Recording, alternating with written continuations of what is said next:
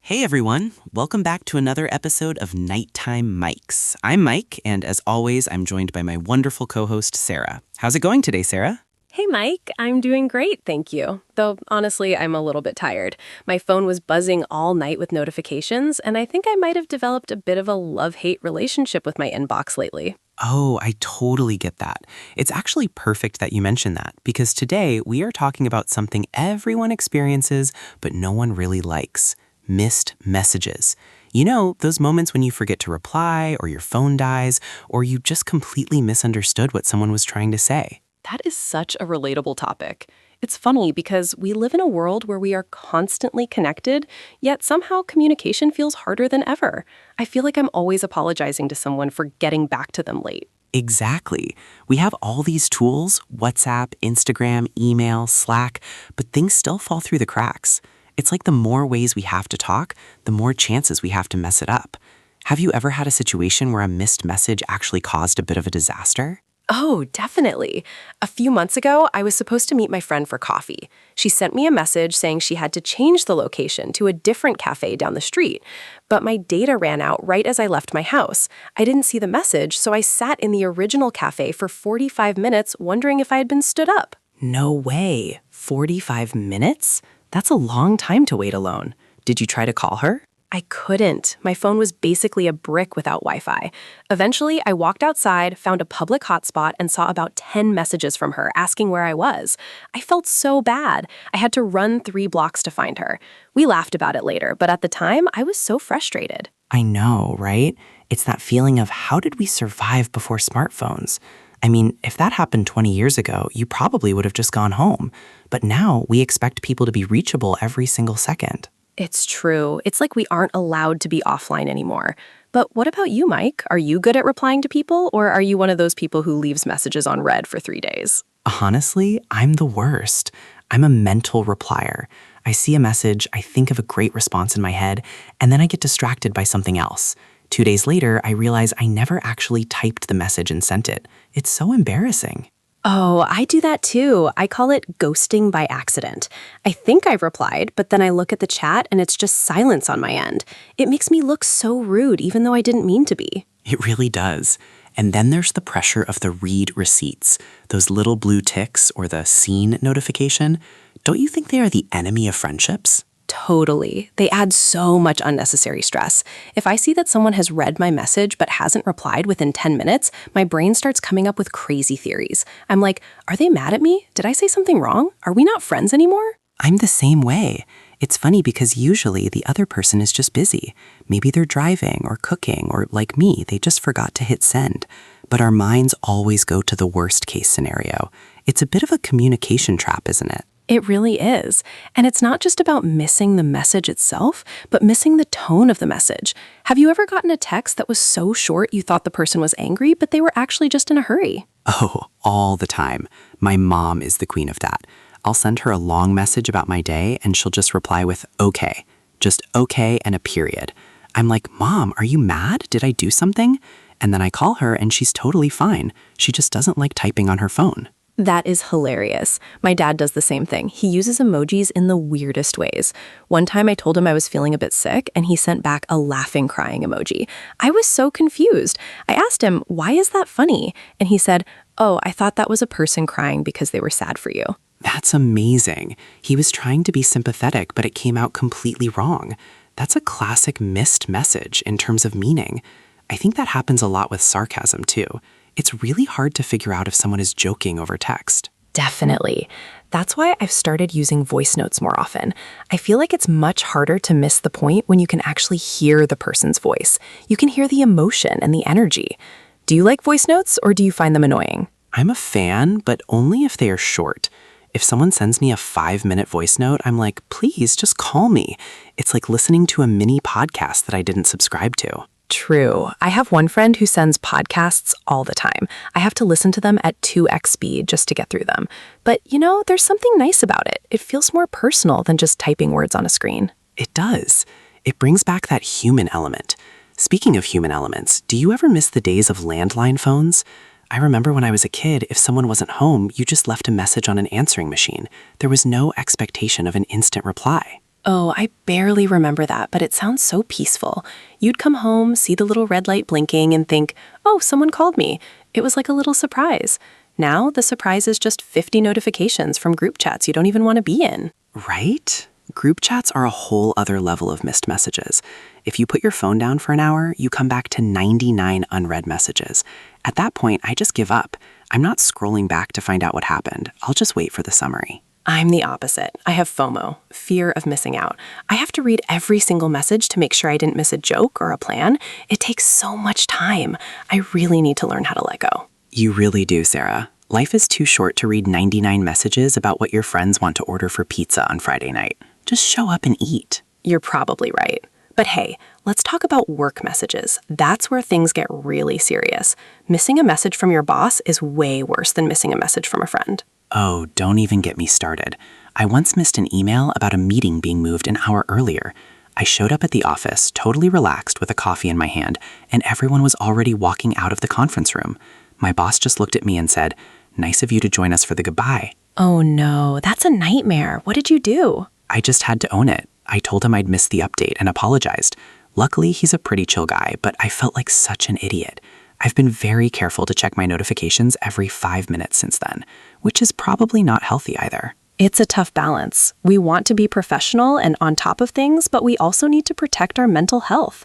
I've started putting my phone on Do Not Disturb mode after 8 p.m. It's been a life changer. That's a great idea. Does it work? Do you feel less stressed? Definitely. At first, I was worried I'd miss something important, like an emergency, but then I realized if it's a real emergency, people will call me twice, and my phone is set to let those calls through. Everything else can wait until the morning. That's a very smart way to handle it. I think I might try that tonight.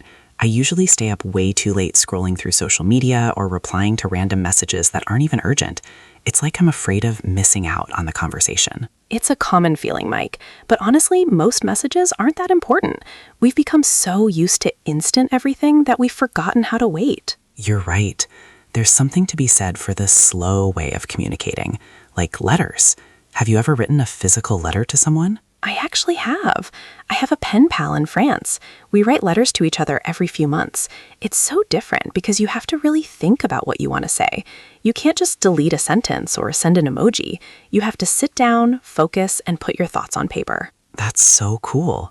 How long does it take for a letter to get there? Usually about 2 weeks. So by the time she reads it, the news I wrote about is already old news. But it doesn't matter because the point isn't the information, it's the connection. I love that. It's the complete opposite of a missed message. Even if it's late, it's still meaningful. Maybe we should all try to be a bit more like pen pals, a bit more patient, a bit more thoughtful. I agree. Instead of worrying about how fast we reply, we should worry about how we reply. A thoughtful message a day late is much better than a rushed, confusing message sent in a second. That's a great point. And maybe we should also be more forgiving when other people miss our messages. Instead of getting annoyed, we can just assume they are having a busy day or their battery died. Exactly. A little bit of empathy goes a long way. After all, we've all been on both sides of it. We've all been the person waiting for a text, and we've all been the person who forgot to send one. So true. Well, speaking of messages, I think I just felt my phone vibrate in my pocket. I'm going to try to ignore it for at least the next 10 minutes while we finish up here. Look at you, practicing what we preach. I'm proud of you, Mike. Thanks. It's hard, though. The curiosity is killing me. What if it's something important? What if I won the lottery? If you won the lottery, I think they'd do more than just send you a WhatsApp message, Mike. You can wait. You're probably right. It's probably just a notification about a sale on socks or something. Anyway, this has been a really interesting talk. It's funny how such a simple thing like a missed message can actually say a lot about our modern lives. It really can. It's all about finding that balance between being connected and being present in the real world. I think we're all still figuring it out. Definitely. Well, I think that's a good place to wrap things up for today. This was fun, Sarah. It really was. I always enjoy our coffee chats, Mike, even if we are technically in a studio and not a coffee shop. Close enough. Before we go, do you have any final advice for our listeners who might be feeling overwhelmed by their messages? I'd say don't be afraid to put the phone down. Your friends will still be there, and the won't end if you don't reply immediately. Oh, and maybe check your junk folder once in a while. You never know what might be hiding in there. Great advice. And for me, I'd say if you're a mental replier like me, just send a quick emoji right away so the person knows you've seen it. It buys you some time. That's a very Mike solution. I love it. Hey, it works. Anyway, thanks to everyone for tuning in to Nighttime Mics. We hope you enjoyed this conversation and maybe learned a few new English phrases along the way. Yes, thank you so much for listening. We love hearing from you. Though if we don't reply right away, you know why. Exactly. Don't take it personally.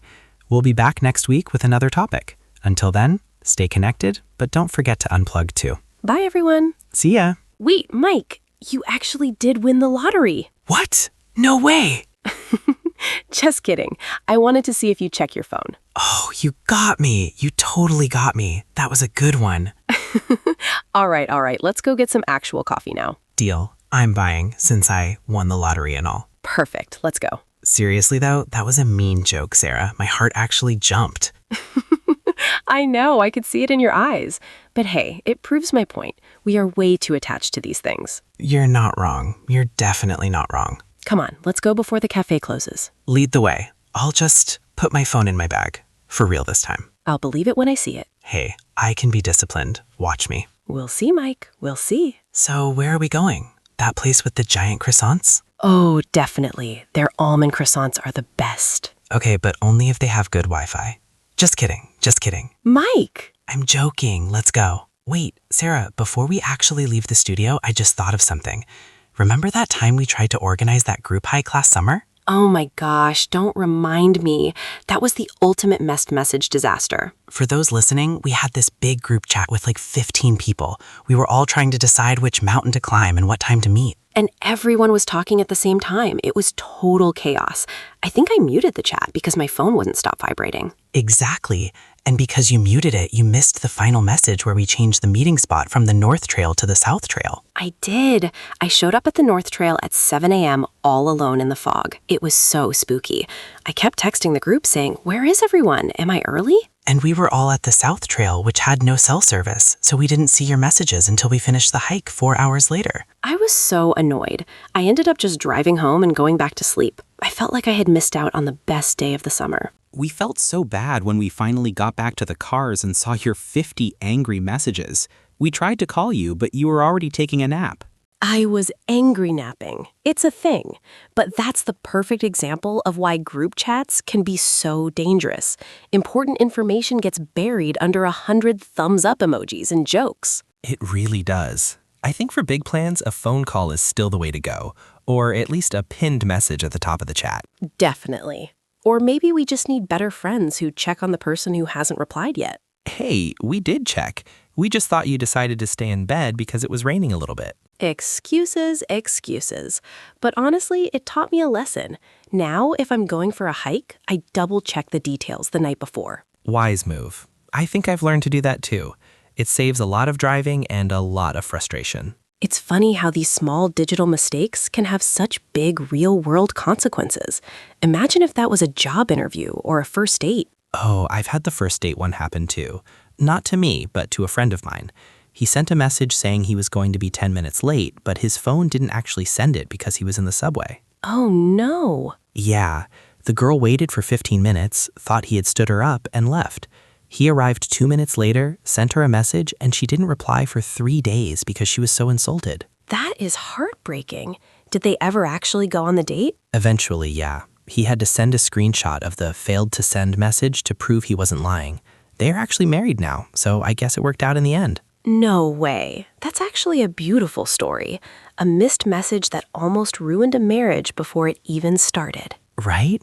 It's a great story for the wedding, but at the time he was so stressed, he thought he'd lost his chance with the perfect girl, all because of a bad subway signal. It just goes to show that technology is great when it works, but we can't always rely on it. We need a little bit of luck and a lot of patience. Totally.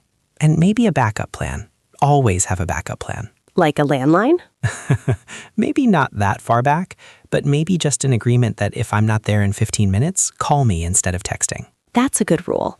Voice calls are much harder to ignore than a text notification. True. Although some people our age are actually scared of phone calls. Have you noticed that? Oh, absolutely. If my phone rings and I don't recognize the number, I just stare at it until it stops. I'm like, if it's important, they'll leave a voicemail. I'm the same. And then I never listen to the voicemail. We're terrible, Mike. We really are. We complain about missed messages, but then we actively avoid the most direct way of talking. It's the modern paradox, Sarah. We want to communicate, but only on our terms and when we feel like it. Well, I think we've definitely explored every corner of this topic today. I feel like I understand my own phone habits a bit better now. Me too. I feel like I need to go home and reply to about 20 people I've been ignoring for the last week. Better late than never. Exactly.